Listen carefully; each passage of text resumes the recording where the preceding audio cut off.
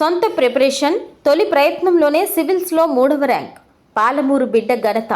అనన్య 10వ తరగతి వరకు మహబూబ్ నగర్ గీతం హై స్కూల్లో చదివారు. హైదరాబాద్లో ఇంటర్ చదివారు. ఢిల్లీలోని మెరిండా హౌస్ కాలేజ్లో డిగ్రీ పూర్తి చేశారు. ఇంటర్ చదివేటప్పటి నుండే సివిల్స్ లక్ష్యంగా ముందుకెళ్లారు. పాలమూరు బిడ్డ సివిల్స్లో సత్తా చాటింది.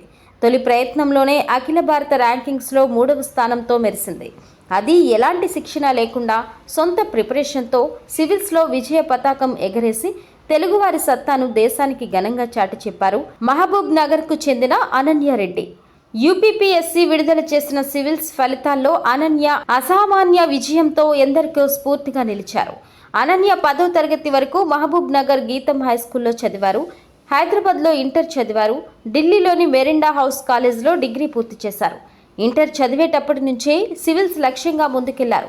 సివిల్ సర్వీసెస్ ఎగ్జామ్ రాయాలంటే కోచింగ్ తప్పనిసరి అని చెబుతారు. అది 1-2 ప్రయత్నాలు చేస్తే తప్ప సక్సెస్ కాలేని వారు వేలల్లో ఉంటారు.